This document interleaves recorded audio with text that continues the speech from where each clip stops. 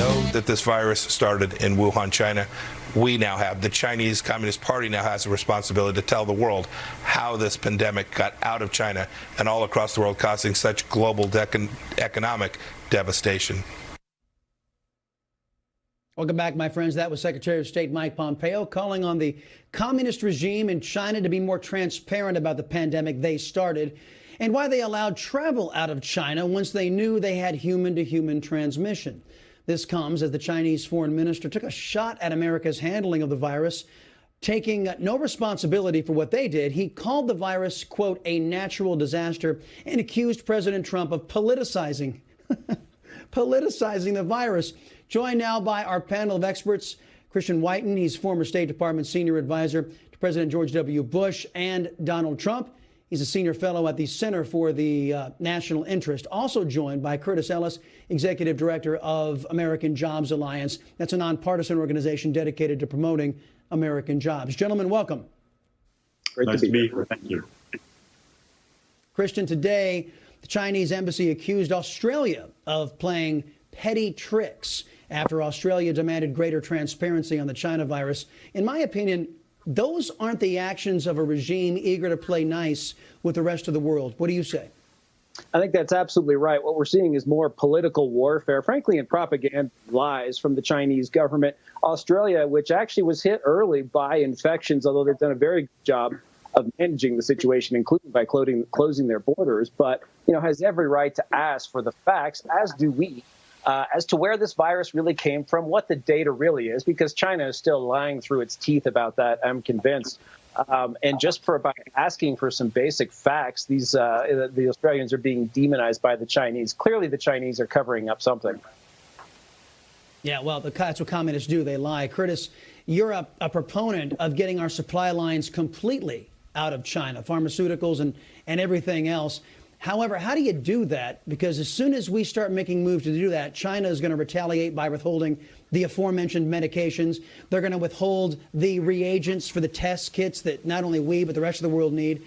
And they're hoarding PPE right now. How do we do that without a retaliation from the communists? Well, we don't want to be in the position of kowtowing to them. Japan has already allocated money to its businesses to relocate out of China. We have to do that. And here's the other thing we can do. We can boycott China. The American people want to see our supply chains out. We have to stop sending them our money. We have a lot of chits on the table that we can play. We can delist and deregister the Chinese companies from the American Stock Exchange and the American securities markets. They need our money. And then we have something to bargain with. Give us our reagents, give us the PPE we need, and then we can talk about the rest of this. Otherwise, you're not going to get a nickel out of the American stock exchanges, and American consumers are going to stop buying anything made in China. They'll buy something made in the Philippines, Mexico, Canada, anywhere but China. And I tell everybody, get out of China.us. Get out of China.us. Put one of these on your car. The American people already know that's what they want to see done. You've seen the Harris poll, says 90% of the people say American companies should move out of China and move their supply chains back to the U.S. Yeah, Christian, what do you make of that Wuhan lab over there? Because it has now come out that the Obama administration gave taxpayer dollars to that Wuhan lab that is now suspected of being the source of this outbreak, $3.7 million. Should any American taxpayers' money be going to China when they are poised as at least an adversary, but I say an enemy to the United States? Yeah, certainly. I think they've crossed over into that new distinction in the eyes of many Americans. At one point, these people were supposedly responsible stakeholders or on their way to being that. We've had multiple administrations be very naive with China. The Trump administration, thankfully, is not. China gets away with a lot of things. First of all, why are they getting any development money from us, as you point out? Why are they getting any money from the WHO when they've been lying to the WHO and turned it into one of their propaganda organs? They also get away with considering themselves or by labeling themselves a developing economy. And sure, there are lots of poor places in China, but this is an economy that's second only to ours in size. And yet they get favorable treatment from things like the World Bank, the IMF, sort of the long list of development agencies, because they call themselves falsely developing. It just goes to show, I think, how good China has been at gaming the international system, not becoming a responsible member of that system, but of using it to, frankly, to undermine U.S. interests, to undermine the West, and to put itself in a very good position. And, a key example of that, as Curtis has pointed out, is actually the trade arrangement they have with us. The Trump administration has done a lot to change that trade relationship, but I think we have a lot more to do, including moving the supply chain out of China. That's a great point. What is the number two economy doing taking money when they're the number two economy in the world? It's kind of like Planned Parenthood that makes $1 billion a year off abortions getting taxpayer money. If they're making so much money, what do they need our money for? Curtis, let me ask you, because these government-driven coronavirus shutdowns, they put a catastrophic dent in our economy and the GDP. A lot of folks out there who are conservative and are pro-American are saying, you know what, we got to recuperate some of these financial losses and take it right out of the communists' hide. How would you recommend we do that?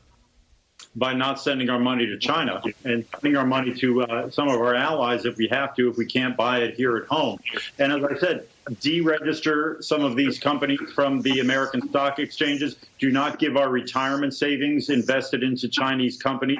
We also have to be very careful because China wants to exploit the perilous situation, economic situation, to its advantage in buying out American companies. And by the way, I was just, to Christian's point, I was just looking at a study by the Congressional Research Service.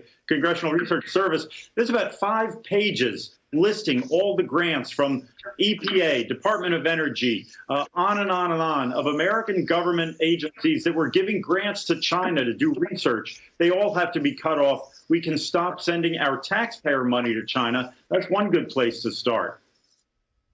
Yeah, well, that would be one good place to start. And I think we owe them some debt as well. Maybe we can just call that, as starters, paid in full. Christian, last question I have for you. Kim Jong-un is rumored to be in ill health. Some are saying even he's passed away. If the worst case scenario is true and Kim Jong-un can't continue to rule, or perhaps he's already gone, we don't know which one. What impact, if any, will that have in Asia and then on the world, in your estimation? Great thing when a nuclear armed power that's very opaque and Leninist or Stalinist has a sort of unknown leadership transition, or the potential of that. I think there is probably still a decent chance Kim is still alive. Possible successors, his sister, that's being talked up. I think that's extremely unlikely. That would be like a woman running Saudi Arabia or Iran. It's just very unlikely in North Korean society. It's probably more likely to be his uncle, who's actually a son of the original dictator, Kim Il-sung. But regardless, I think if there is a leadership struggle, it will be opaque to us. But I do think that we should look at this as part of the broader China problem. The reason North Korea continues to exist, the reason it acts the way it does, is because China lets it do it. China always says, oh, we're with you, America. We're turning the screws on North Korea. We're enforcing these sanctions. And then you go and look, and it just isn't true. So North Korea sort of is an appendage of this China problem that we're suddenly focused on. Yeah, well, in this host's humble opinion, the cancer of the world is communist China. Gentlemen, thank you very much. Still more to come. YouTube silenced 2 California doctors.